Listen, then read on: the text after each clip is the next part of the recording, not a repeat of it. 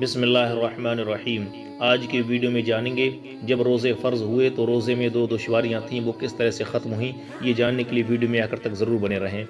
روزے ماہ شعبان 2 ہجری میں پیر کے دن فرض ہوئے۔ شروع میں روزہ کی عبادت کچھ زیادہ سخت تھی کہ دن کی طرح رات کو بھی مرد عورت کا ملنا یعنی کہ جمع کرنا حرام تھا۔ اس طرح پورے مہینہ روزہ رکھنا پڑتا تھا۔ کھانے پینے کا وقت بھی بہت کم تھا کہ افطار سے عشاء کی نماز تک کھا پی سکتے تھے۔ عشاء کے بعد سونے کے ساتھ ہی روزہ شروع ہو جاتا تھا۔ اللہ تعالیٰ نے فضل فرمایا اور ان دونوں دشواریوں کو ختم کر دیا۔ حدیث شریف میں ہے مراد مصطفیٰ حضرت عمر فاروق اعظم رضی اللہ تعالیٰ عنہ نے رمضان کی ایک رات میں اپنی بیوی سے جمع کر لیا تو آپ رضی اللہ تعالیٰ عنہ نے غسل کیا اور احساس گناہ سے روئے اور اپنے آپ کو ملامت کرنے لگے۔ پھر حضرت عمر فاروق اعظم رضی اللہ تعالیٰ عنہ نبی کریم صلی اللہ علیہ وسلم کی بارگاہ اقدس میں حاضر ہوئے اور عرض کرنے لگے، یا رسول اللہ صلی اللہ تعالیٰ علیہ وسلم، میں آپ صلی اللہ علیہ وسلم کے اور اللہ تبارک و تعالیٰ کے دربار میں معذرت پیش کرتا ہوں۔ آج مجھ سے بڑی غلطی ہوئی۔ میں اپنی بیوی کے پاس پہنچا تو ایک ایسی خوشبو محسوس ہوئی کہ میں اپنے نفس کے فریب میں مبتلا ہو گیا اور اپنی بیوی سے جمع کر لیا۔ تو آقا کریم صلی اللہ تعالی علیہ وسلم نے فرمایا، اے عمر رضی اللہ تعالی عنہ، تمہیں ایسا نہ کرنا چاہیے تھا۔ حضرت عمر رضی اللہ تعالی عنہ کا حال سن کر کچھ دوسرے صحابہ بھی کھڑے ہوئے اور انہوں نے بھی اسی طرح کی غلطی کا اعتراف کیا۔ وہی نازل ہوئی اور ہمیشہ کے لیے روزے کی ایک سختی ختم ہو گئی۔ اللہ تبارک و تعالی ارشاد فرماتا ہے، احل لکم لیلۃ الصیام الرفث الی نسائکم ہن لباس لکم وانتم لباس لہن۔ روزوں کی راتوں میں اپنی عورتوں کے پاس جانا تمہارے لیے حلال ہوا، وہ تمہاری لباس ہیں اور تم ان کے لباس۔ دوسری دشواری اس طرح سے ختم ہوئی۔ حضرت سلمہ بن قیس رضی اللہ تعالی عنہ دن بھر محنت و مزدوری کیا کرتے تھے۔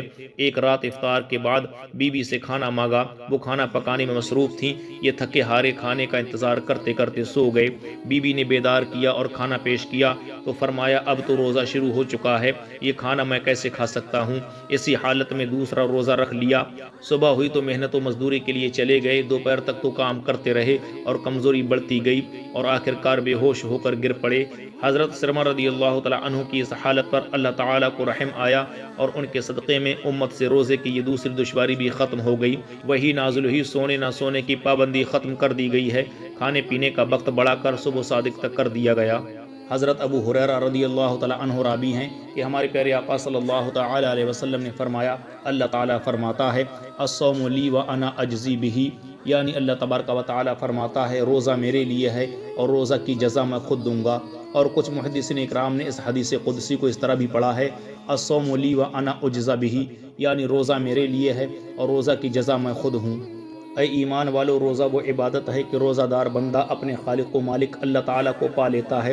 گویا نماز، حج، زکوٰۃ، صدقات و خیرات وغیرہ تمام نیک اعمال سے جنت ملتی ہے، مگر روزہ وہ عبادت ہے جس سے جنت کا خالق و مالک خود اللہ تبارک و تعالیٰ مل جاتا ہے۔ حضرت محمود غزنبی بادشاہ رحمۃ اللہ علیہ نے ایک مرتبہ ایک بازار لگائی، اس میں دنیا کے ہر قسم کے ساز و سامان رکھ دیے گئے، جس میں ہیرے جواہرات، سونا چاندی، اچھی سواریاں سب موجود تھیں، اور ارکان دولت کو حکم ہوا کہ جس کی جو مرضی آئے وہ اسے لے لے۔ جس چیز پر جو شخص ہاتھ رکھ دے گا وہ چیز اسی کی ہو جائے گی۔ جس کو جو پسند آیا اس نے اپنی مرضی کے مطابق اسی چیز پر ہاتھ رکھ دیا۔ کسی کو گھوڑا پسند آیا اس نے گھوڑا لیا، کسی کو ہیرے جواہرات پسند آئے اس نے وہ لے لیے، کسی کو سونا چاندی پسند آیا تو اس نے سونا چاندی پر ہاتھ رکھ دیا۔ مگر حضرت ایاز رحمۃ اللہ علیہ جو بادشاہ کے خاص وزیر تھے، انہوں نے ہیرے جواہرات بھی دیکھے، اونٹ گھوڑے بھی دیکھے، سونا چاندی پر بھی نظر گئی، مگر آگے بڑھتے گئے، سب سے دامن بچایا اور بادشاہ کے قریب پہنچ کر بادشاہ کی پشت پر اپنا ہاتھ رکھ دیا۔ بادشاہ نے پوچھا، اے ایاز رحمۃ اللہ علیہ، کیا بات ہے، تم نے بازار کی کسی چیز کو پسند نہیں کیا؟ حضرت ایاز رحمۃ اللہ علیہ نے عرض کی کہ جس شخص کو جو چاہیے تھا اس نے اس پر ہاتھ رکھ دیا، اور مجھے بادشاہ چاہیے تھا، اس لیے میں نے بادشاہ پر اپنا ہاتھ رکھ دیا کہ مجھے بادشاہ سلامت مل جائیں گے، اور جب بادشاہ سلامت میرے ہو جائیں گے تو ہیرے جواہرات، اونٹ گھوڑے، سونا چاندی، حتیٰ کہ بازار کی ساری دولت میری ہو جائے گی، اس لیے میں نے بازار کے مالک پر اپنا ہاتھ رکھ دیا۔ اے غلامان مصطفیٰ صلی اللہ علیہ وسلم، اچھی طرح جان لو کہ روزہ وہ نیک عمل ہے جس کے ذریعے روزہ دار بندہ مومن کو خود اللہ تبارک و تعالی مل جاتا ہے۔ حضرت ابو ہریرہ رضی اللہ تعالی عنہ روایت کرتے ہیں کہ صحابہ کرام اپنے پیارے آقا صلی اللہ تعالی علیہ وسلم کے دربار عالیہ میں موجود تھے کہ ایک شخص حاضر ہوا اور عرض کرنے لگا، یا رسول اللہ صلی اللہ علیہ وسلم میں ہلاک ہو گیا۔ حضور اکرم صلی اللہ علیہ وسلم نے فرمایا، تجھے کیا ہوا؟ وہ شخص کہنے لگا، میں نے روزہ کی حالت میں اپنی بیوی سے جمع کر لیا۔ تو رسول اللہ صلی اللہ علیہ وآلہ وسلم نے فرمایا، کیا تیرے پاس غلام ہے جسے آزاد کر دے؟ اس نے عرض کیا، نہیں۔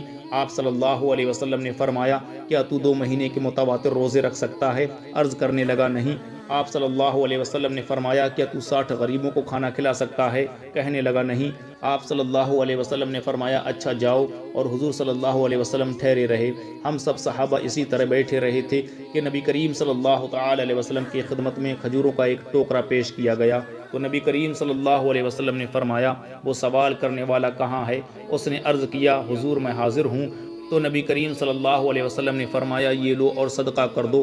تو شخص نے عرض کیا، کیا میں اپنے سے زیادہ محتاج پر صدقہ کروں؟ خدا کی قسم، مدینہ کے دونوں گوشوں، اس کا مطلب تھا دونوں حصوں کے درمیان پورے مدینہ شریف میں سب سے زیادہ محتاج میرے ہی گھر والے ہیں۔ فضحك النبی صلی اللہ تعالی علیہ وسلم حتی بدت انابہ ثم قال اطعمہ اہلک۔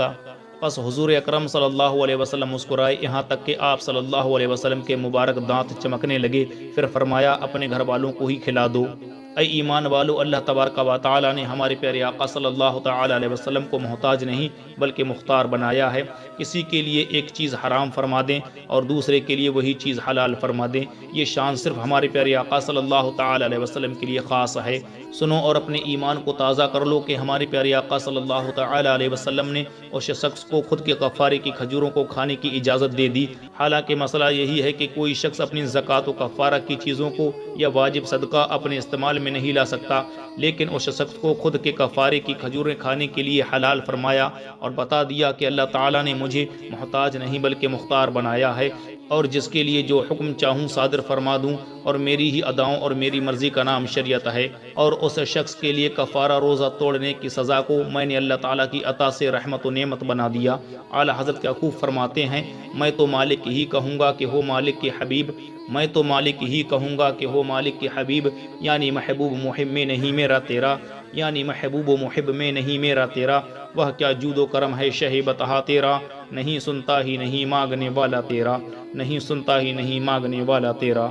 اور ہمارے پیر و مرشد فرماتے ہیں، جہاں بانی عطا کر دیں بھری جنت ہبا کر دیں، جہاں بانی عطا کر دیں بھری جنت ہبا کر دیں، نبی مختار کل ہیں جس کو جو چاہیں عطا کر دیں، نبی مختار کل ہیں جس کو جو چاہیں عطا کر دیں، جہاں میں ان کی چلتی ہے وہ دم میں کیا سے کیا کر دیں، جہاں میں ان کی چلتی ہے وہ دم میں کیا سے کیا کر دیں، زمیں کو آسماں کر دیں سریا کو سرا کر دیں، زمیں کو آسماں کر دیں سریا کو سرا کر دیں۔